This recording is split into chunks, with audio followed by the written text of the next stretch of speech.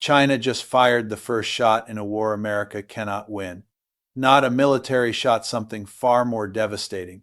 Last week, Beijing announced an immediate ban on exports of gallium, germanium, and antimony to the United States. If you don't know what those materials are, let me explain why this matters profoundly. Without gallium, you cannot make advanced semiconductors, the brains behind everything from smartphones to supercomputers. Without germanium, you cannot produce fiber optic cables, the backbone of global communications. Without antimony, you cannot manufacture military-grade ammunition, essential for defense systems worldwide. China controls an overwhelming share of global production, according to recent data from the U.S. Geological Survey and industry reports. They dominate 98% of refined gallium, around 83% of germanium, and about 56% of antimony. And they just turned off the tap, sending shockwaves through the world's most powerful economy. I want you to understand something. This is not a mere trade dispute or an economic negotiation. This is economic warfare, pure and simple, and America has just discovered it's brought a knife to a gunfight. I've been warning about this moment for years, drawing from my decades of studying great power politics. The United States built its entire technology industry on the naive assumption that global supply chains would remain open forever, that China would continue supplying these critical materials regardless of escalating political tensions. That assumption was always dangerously flawed, and now it's been proven catastrophically wrong. What we're witnessing isn't just an export ban, it's the stark exposure of a fundamental vulnerability in American power. The world's leading technology nation cannot manufacture its most important products without relying on materials from its primary geopolitical adversary. Think about that for a moment. It's a dependency that undermines the very foundations of U.S. supremacy. According to the framework of offensive realism that I've developed over decades, this was entirely predictable. When great powers compete, they seek to maximize their own advantages while exploiting their opponents' weaknesses. China has found America's Achilles heel and exploited it ruthlessly. To grasp the gravity of this crisis, we must first understand how American technological dominance actually functioned and where it began to crack.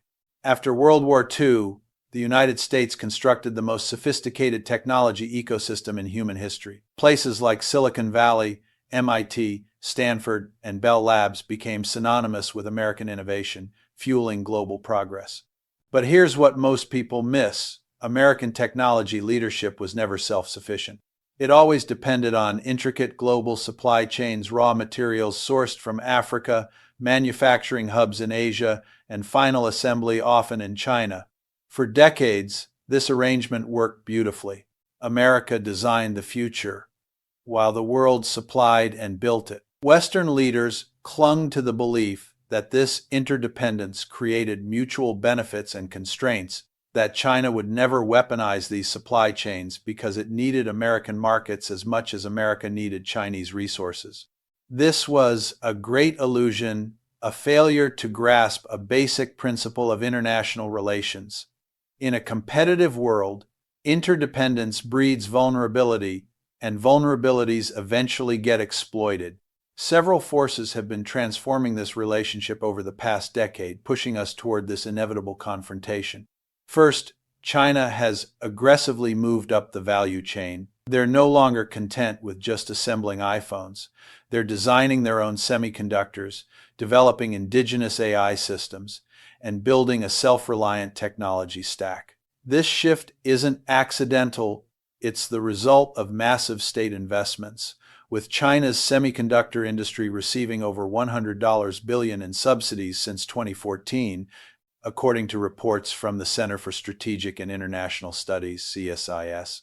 Second, Washington itself launched a technology war, imposing export controls on advanced chips, banning Huawei from U.S. markets, and sanctioning numerous Chinese tech companies.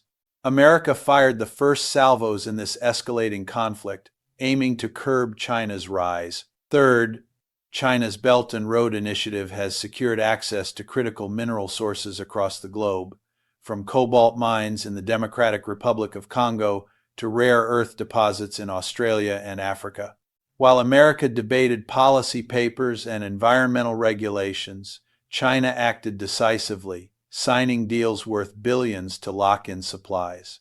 The export ban we're seeing today isn't impulsive.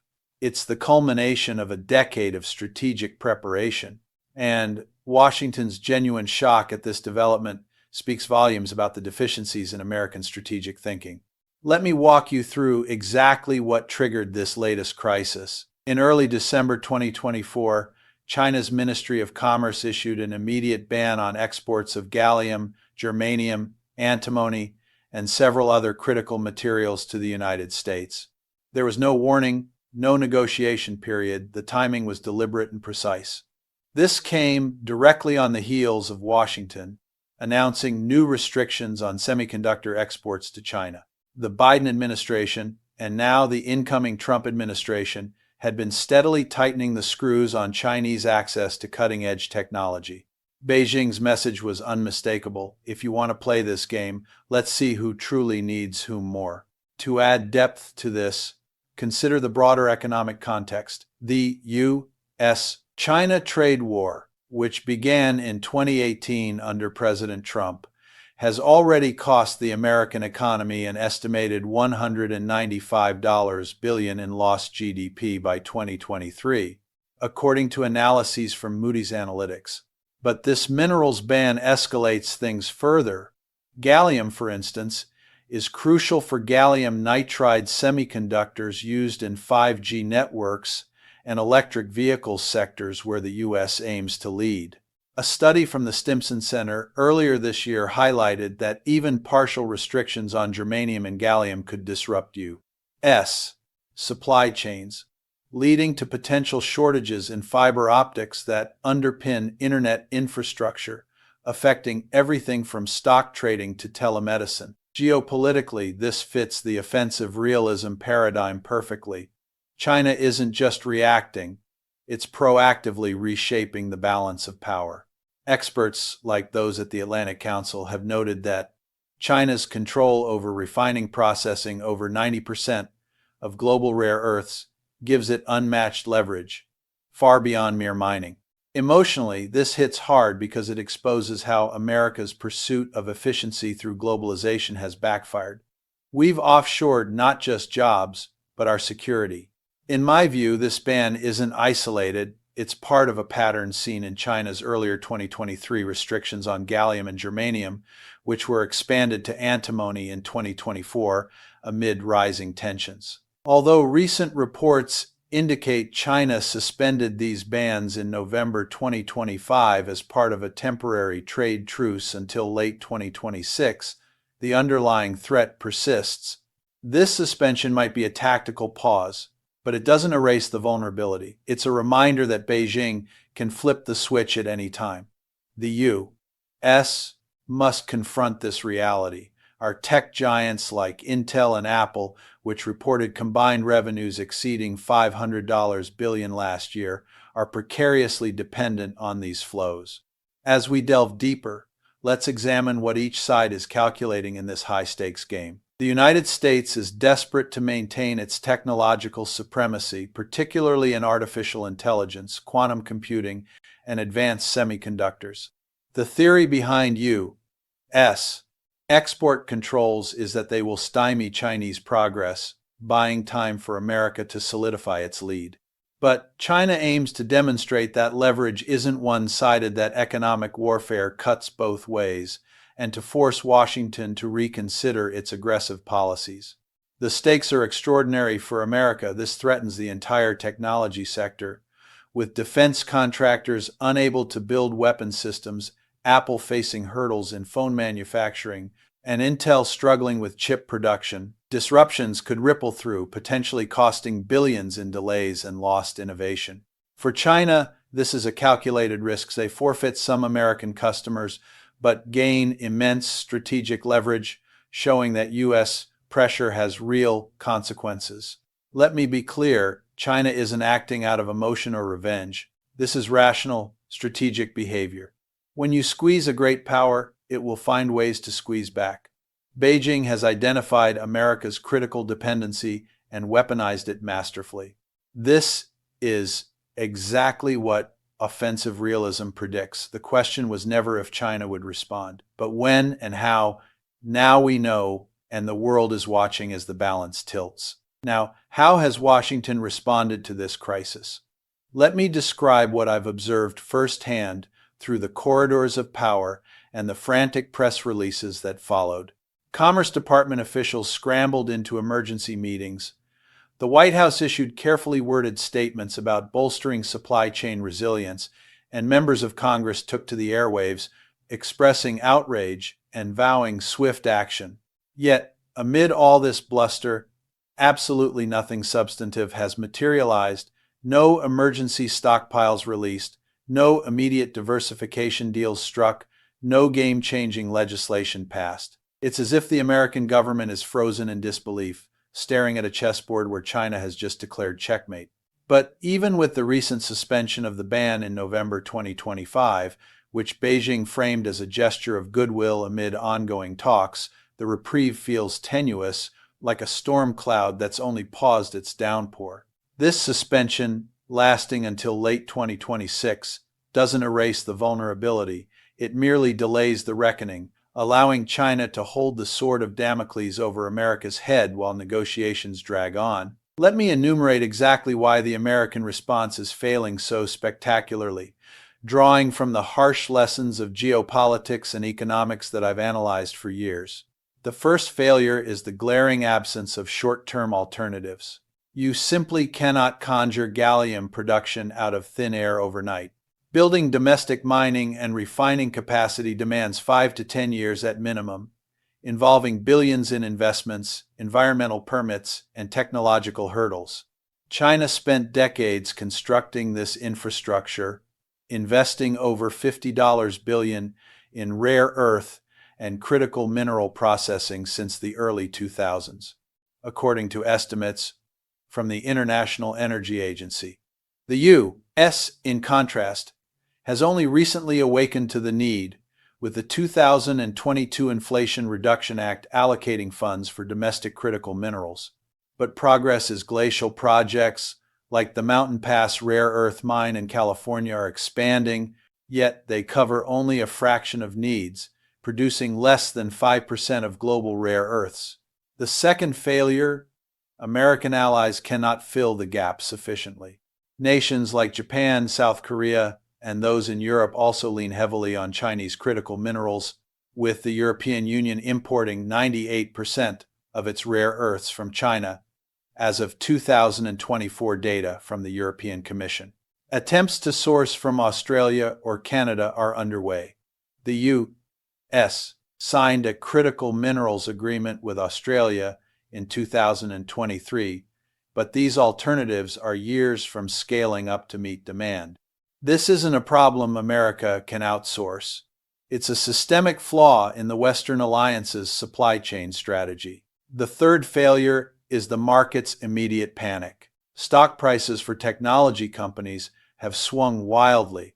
For instance, shares in semiconductor giants like Intel and TSMC dipped by up to 8% in the days following the initial ban announcement, per Bloomberg reports, while defense contractors like Lockheed Martin issued warnings about potential production delays that could add millions to costs. The economic damage is palpable and immediate, with supply disruptions threatening to inflate prices for everything from EVs to fighter jets, while any meaningful solution remains frustratingly distant on the horizon. The fourth failure: Washington cannot escalate without exacerbating the situation. Imposing more sanctions on China would likely prompt Beijing to broaden the export restrictions, spiraling into a full-blown trade war where both sides suffer, but America bleeds out faster due to its dependencies. Recent analyses from the Peterson Institute for International Economics estimate that a prolonged minerals conflict could shave 0.5% off U.S. GDP annually, hitting industries that employ millions. I want to draw a stark contrast here between illusion and reality, a dichotomy that has defined this showdown. The illusion in Washington is that it can wage economic war against China from a position of unassailable strength. The reality? America depends on Chinese materials for its most critical industries, rendering its position one of profound vulnerability, not dominance. Expert voices, like those from the Council on Foreign Relations, have echoed this, noting that U.S. export controls on chips have slowed China, but at the cost of accelerating Beijing's push for self-reliance, with China's domestic semiconductor output surging 28% in 2024 alone. Another illusion, that technology export controls will permanently hobble Chinese advancement. The reality is that China has been preparing for this confrontation for over a decade, pouring resources into domestic alternatives. Huawei's HarmonyOS and SMIC's chip advancements are testaments to this, with China filing more AI patents than the U.S. In recent years, according to World Intellectual Property Organization data, the illusion that the market will conjure solutions quickly crumbles against the reality of critical mineral supply chains, which are monopolistic and geopolitically charged. This is what I call strategic blindness. Washington launched a technology war without first securing its own supply lines, a blunder straight out of Strategy 101. And now, I want you to understand something crucial about how China built this leverage while America slept. Systematically and patiently, Beijing secured mining rights across Africa, investing $60 billion in the continent's resources sector since 2010, per African Development Bank figures. Hello, I'm delighted to assist you with our voice services. Choose a voice that resonates with you, and let's begin our creative audio journey together. Second, industrial integration. China doesn't just mine these materials. They refine, manufacture, and innovate with them, controlling the entire value chain from pit to product. America, by contrast, has only fragments, a mine here, a processor there, lacking the cohesive system that Beijing has mastered. I want to be very clear, China is not acting irrationally or out of spite. They are following the immutable logic of great power competition to perfection. They identified a critical American vulnerability, built leverage over years of calculated investment, waited for the opportune moment, and acted decisively. Even the suspension of the ban fits this pattern. It's not concessions from weakness, but a tactical maneuver to extract concessions during talks, perhaps on U.S. chip restrictions, while keeping the pressure valve ready to turn. For China, this isn't merely about economics, it's about national security and technological sovereignty, a fight for the future where dependence on the West is seen as an existential risk. For America, too often, it boils down to consumer products and corporate profits, keeping iPhones affordable and stock prices high. This asymmetry in motivation explains everything. China fights for survival, embedding these materials into its Made in China 2025 initiative, which has funneled trillions into high-tech self-sufficiency. America fights for convenience, with policymakers distracted by domestic politics and short-term gains. Emotionally, this disparity stings because it reveals how the U.S., once the undisputed innovator, has allowed complacency to erode its edge. Geopolitically, experts like those at Brookings Institution warn that this mineral standoff could redefine alliances, pushing the USS toward deeper ties with mineral-rich nations in Latin America and Southeast Asia, but such shifts take time we may not have. As we peer into the immediate future, the suspension offers a brief window, but the underlying tensions simmer. Within months, if talks falter, American technology companies could still face renewed supply disruptions, with defense production timelines slipping and costs skyrocketing. Some products might become scarce, echoing the chip shortages of 2021 that cost the auto industry $210 billion globally. The incoming administration might threaten more sanctions, prompting China to retaliate by expanding restrictions to other minerals like graphite or rare earths, which China dominates at 60–70% of global supply. Part 3. Escalation will continue until someone backs down, but based on current trajectories, America is more likely to blink first because while China needs American markets to fuel its export-driven economy, America desperately needs Chinese materials to keep its innovation engine running. The recent suspension of the ban in November 2025, as announced by China's Ministry of Commerce, offers a fragile truce extending until late 2026, but it's laced with conditions. Export controls remain in place, requiring licenses and scrutiny, which could be revoked at any sign of U.S. aggression. This move, coming just weeks ago, isn't a capitulation. It's a strategic pause, allowing Beijing to gauge the new U.S. administration's tone while holding the upper hand. Reuters and other outlets reported this as a potential olive branch amid thawing talks, but I see it as calculated gamesmanship, China demonstrating it can de-escalate on its terms, forcing Washington to reciprocate or face renewed restrictions. Let me give you my sobering assessment of what happens now, drawing from the patterns of great power rivalry that I've dissected throughout my career.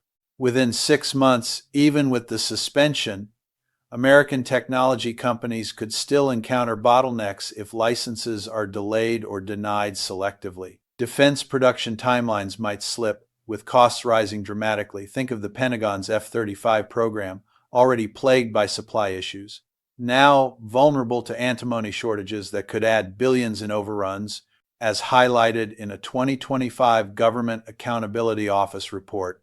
Some high-end products, like advanced radar systems or next-gen EVs, may face temporary unavailability, echoing the global chip crisis of 2021 to 2022 that wiped out $500 billion in economic value worldwide, per McKinsey estimates. The Trump administration, or whoever holds the reins, will likely rattle sabers with threats of more sanctions, perhaps targeting Chinese banks or tech firms, but China could counter by expanding restrictions to other choke points like graphite, used in lithium-ion batteries, where Beijing controls 65% of global supply, according to the International Energy Agency's 2025 data.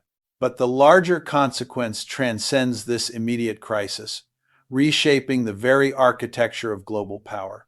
The era of American technology supremacy, built precariously on global supply chains, is unequivocally ending. Either America commits to rebuilding domestic capabilities over the next 2 decades, investing trillions in mining, refining, and recycling, or it must accept a permanent strategic vulnerability that cedes ground to adversaries.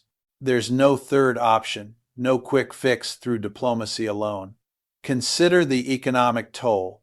A prolonged minerals standoff could disrupt U.S. GDP by 0.3 to 0.5% annually, translating to hundreds of billions lost, as modeled by economists at the Rhodium Group in their 2025 analysis of supply chain risks. Geopolitically, this vulnerability invites exploitation not just from China, but from other actors. Russia, for instance, has ramped up its own rare earth production, potentially forming a bloc with Beijing to control prices and access, as warned in a recent Atlantic Council report. I want to leave you with this stark warning, one that echoes through the annals of history. Great powers that depend on adversaries for critical resources eventually find those dependencies weaponized against them, often at the moment of greatest need.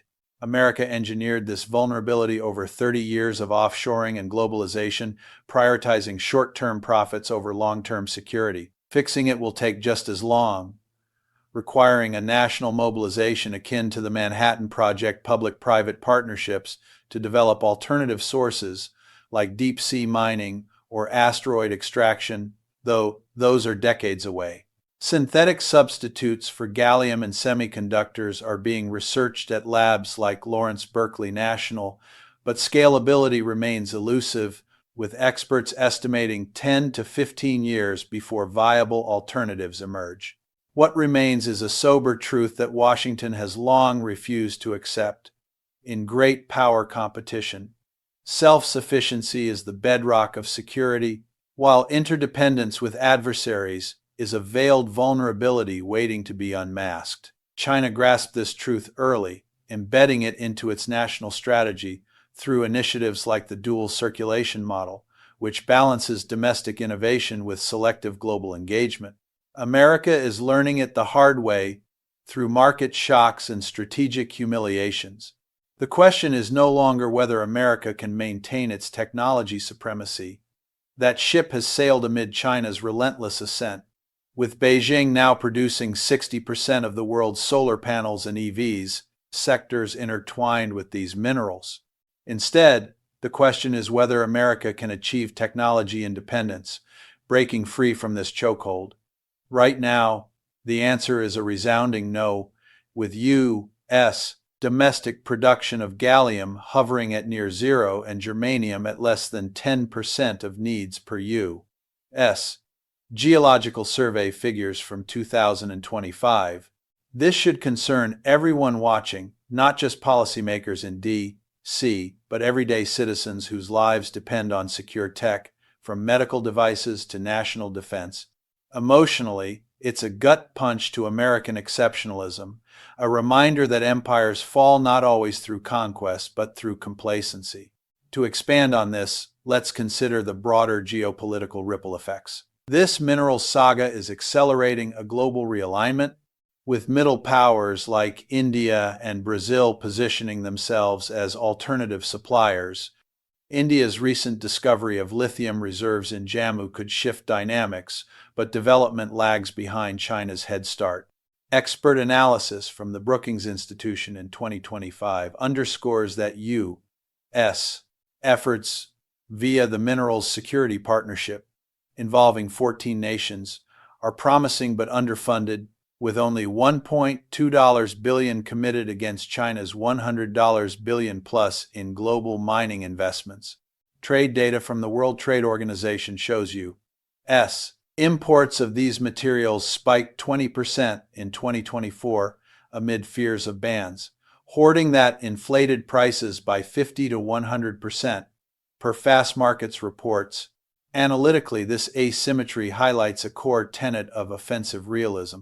States act to maximize relative power, and China has masterfully done so by controlling the commanding heights of the 21st century economy. For the U.S., the path forward demands not just rhetoric, but action legislation like the proposed Critical Minerals Policy Act of 2025, which aims to streamline permitting and subsidize domestic refineries. Yet, environmental pushback and NIMBYism could derail these, as seen in stalled projects in Nevada. Dramatically, imagine a world where AI advancements stall because of germanium shortages, or where military readiness falters without antimony-laced munitions, scenarios that Rand Corporation war games have simulated, predicting up to 15% degradation in U.S. combat effectiveness. In my view, this isn't just about materials, it's a referendum on American resolve. Will we invest in education to train the next generation of material scientists, or continue relying on foreign talent? H-1B visa data shows 40% of U.S.